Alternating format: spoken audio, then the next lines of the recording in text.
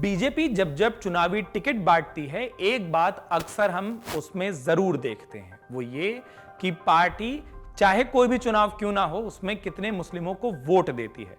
अब कर्नाटक विधानसभा चुनावों की लिस्ट को हमने देखा, उसमें मुसलमान उम्मीदवार गायब दिखते हैं। ईश्वरप्पा जैसे बीजेपी के बड़े नेता तो खुलकर कहते हैं कि हमको तो मुस्लिम वोटरों की जरूरत ही नहीं है, हमको मुस्लिम्स के वोट ही नहीं चाहिए। उत्तर प्रदेश एक बहुत बड़ा राज्य है, सियासी हिसाब से भी, जनसंख्या के हिसाब से भी, क्षेत्रफल के हिसाब से भी। अगर वहां पर पिछले विधानसभा चुनाव या लोकसभा चुनाव के बीजेपी उम्मीदवारों की सूची पर नजर डाली जाए तो भी वहां पर मुस्लिम उम्मीदवार नदारद थे। वहां पर एक मंत्री हैं दानिश अंसारी, वो भी विधान परिषद सदस्य हैं, यानी कि सीधे चुनावों में पार्टी ने किसी भी मुसलमान उम्मीदवार पर दांव नहीं आजमाया।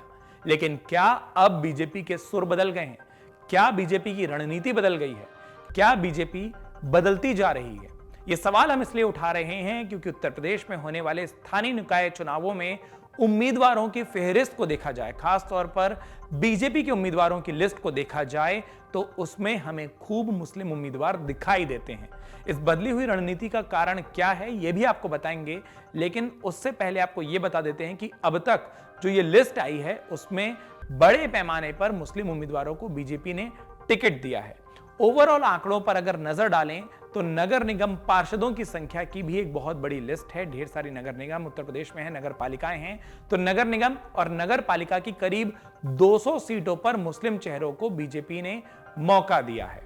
इन लिस्ट की जिलेवार बात कर लेते हैं। रामपुर जिले में भाजपा ने 2 मुस्लिम प्रत्याशी मैदान में उतारे हैं। टांडा नगर पालिका परिषद में अध्यक्ष पद पर महनाज जहां और रामपुर नगर पालिका परिषद में अध्यक्ष पद पर डॉक्टर मुसरेद मुजीब को प्रत्याशी बनाया है। इसी तरीके से आजमगढ़ की मुबारकपुर सीट से तमन्ना बानो, बदायूं जिले की ककराला पालिका अध्यक्ष पद पर मरगून अहमद खां को टिकट दिया गया है। बिजनौर जिले की अफजलगढ़ नगर पालिका परिषद में खतीजा को प्रत्याशी बनाया गया। इसी तरीके से कुल 5 पालिकाओं में मुसलमानों को टिकट दिया गया है और बड़ी संख्या में पार्षद उम्मीदवार भी मुस्लिम हैं। हालांकि कुछ क्षेत्रों में ऐसा हुआ कि भाजपा को मुस्लिम चेहरे नहीं मिल पाए, क्योंकि पार्टी अब तक इस समुदाय को टिकट देने से कहीं ना कहीं दूरी बनाती थी। सूबे की राजधानी लखनऊ की बात करें तो लखनऊ में बीजेपी ने 2 मुस्लिम उम्मीदवारों को चुनावी मैदान में उतारा है। पार्टी ने कल्बे आबिद से कौसर मेहंदी शमसी आजाद और हुसैनाबाद से लुबना अली खान को टिकट दिया है। बरेली में 80 सीटें हैं, वहां पर 9 सीटों पर बीजेपी ने मुस्लिम चेहरों को मौका दिया है। ये तमाम सीटें मुस्लिम आबादी वाली सीटें हैं। पिछली बार बीजेपी ने 7 सीटों पर तो टिकट ही नहीं दिया था, जहां मुस्लिम मतदाताओं की संख्या अधिक थी। लेकिन बीजेपी ने इस बार अपनी रणनीति बदली है और 9 मुस्लिम प्रत्याशी मैदान में उतारे हैं, यानी वो हर एक सीट पर चुनाव लड़ रही है। जहां मुस्लिम बहुसंख्यक हैं, वहां मुस्लिम उम्मीदवार देकर लड़ रही है। अलीगढ़ की बात करें तो इस जिले में सबसे ज्यादा 18 मुस्लिम चेहरों को पार्टी ने उम्मीदवार बनाया है। ये सभी इलाके मुस्लिम आबादी वाले हैं और इनमें से ज्यादातर सीटों पर पिछली बार बीजेपी ने कोई प्रत्याशी खड़ा नहीं किया था। तो बीजेपी की बदली हुई रणनीति क्यों है, इस पर बात कर लेते हैं। पहली बात, बीजेपी का राष्ट्रीय संगठन कहीं ना कहीं एक नए वोट बैंक की तलाश में है। पिछले दिनों बीजेपी की बड़ी बड़ी बैठकों में कहा गया था कि पार्टी को पसमानदा मुसलमानों पर फोकस करना चाहिए। मुसलमानों में भी जो पिछड़े हैं, जो उनमें भी सबसे नीचे स्तर पर आते हैं, पार्टी को उनके बीच जाना चाहिए। मन की बात जैसे प्रधानमंत्री नरेंद्र मोदी के प्रोग्राम का उर्दू संस्करण छापा जा रहा है, ताकि मुस्लिम आबादी के बीच में प्रधानमंत्री नरेंद्र मोदी के मैसेज को उन्हीं की पढ़ने वाली भाषा में, उन्हीं की पढ़ने और लिखने वाली जुबान में पहुंचाया जा सके। और दूसरा जो एंगल उत्तर प्रदेश में निकल कर आ रहा है वो ये कि मुख्यमंत्री योगी आदित्यनाथ की छवि को और बड़ा बनाकर पेश करना। जो आबादियां मुस्लिम बहुसंख्यक हैं, वो इलाके जहां मुस्लिम ज्यादातर हैं, वहां पिछली बार बीजेपी ने अपने प्रत्याशी खड़े नहीं किए, क्योंकि प्रत्याशी ही नहीं लड़े तो बीजेपी को वहां पर जीत का फायदा नहीं हो पाया। ऐसे में उत्तर प्रदेश में पिछले कुछ दिनों में जो तमाम सियासी मुद्दे उछले हैं, जो तमाम लॉ एंड ऑर्डर के मुद्दे उछले हैं, उसके बाद कहीं ना कहीं पार्टी की एक संदेश देने की कोशिश है कि मुख्यमंत्री योगी आदित्यनाथ की लोकप्रियता और बढ़ी है। और उसे कैसे बताया जा सकता है? उसे बताया जा सकता है जनमत के जरिए।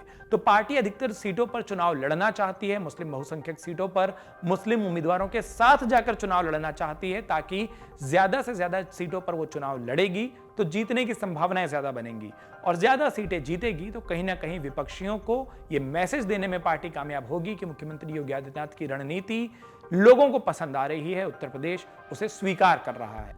भाजपा ने पहली बार कानपुर में भी पार्षद पद के जीतने के लिए मुस्लिम कार्ड खेला। जारी हुई पार्टी की सूची में 11 मुस्लिम चेहरों को उम्मीदवार बनाया, जिनमें 6 महिलाएं भी शामिल हैं। इतना ही नहीं, मैदान में कई पुराने चेहरों को फिर से मौका दिया गया है। सियासी मैदान है, कई बार लिस्ट में नाम बदल जाते हैं, इस बार पुरानों पर भी भरोसा है। शाहजहांपुर की बात करें, 60 में से एक सीट ऐसी है जहां पार्टी ने मुस्लिम चेहरे को मौका दिया है। किला वार्ड से कहकशा खां को प्रत्याशी बनाया गया है। प्रयागराज में 3 वार्ड में मुस्लिम उम्मीदवार पार्टी ने उतारे हैं। दयारा शाह अजमल से जनैब बानो, गुरु तेग बहादुर नगर से सीमा बेगम और अटाला से बिलाल अहमद को प्रत्याशी बनाया गया है। प्रधानमंत्री मोदी के संसदीय क्षेत्र यानी वाराणसी की बात करें तो यहां पे भी 3 क्षेत्रों में मुस्लिम चेहरों को मौका मिला। जमालुद्दीनपुरा से अहमद अंसारी, बद्दू कच्ची बाग से रेशमा बीबी और मदनपुरा से हुमा बानो को मैदान में उतारा गया है। प्रधानमंत्री के इलाके के बाद आ जाते हैं मुख्यमंत्री योगी आदित्यनाथ के सियासी क्षेत्र की। गोरखपुर की बात करते हैं, यहां पे भी बीजेपी ने मुस्लिम उम्मीदवार पर भरोसा किया।